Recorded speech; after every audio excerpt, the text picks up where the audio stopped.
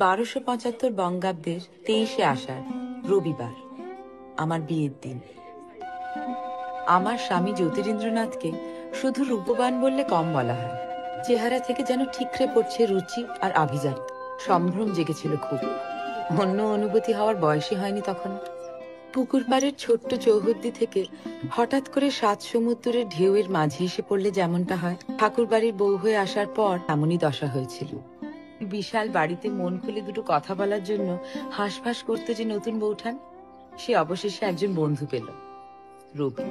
আমি সত্য, তোমার বই পড়তে ইচ্ছে করে না? ইচ্ছে করলেই হলো, সংসার করতে হবে না? আমি পড়ে শোনাবো। পাল লয়ে যায় মাঠে শিশু। রবি, এবার আমি খাতা কেটে নেব। কি হচ্ছে কি নতুন বউটা? তুমি সারাদিন চুপচাপ বসে থাকবে, আমার মোটেই ভালো লাগছে না। তুমি সমস্ত জায়গায় কাটাকুটি করে দেবো কিন্তু। তুমি শুনবে কি লিখেছি?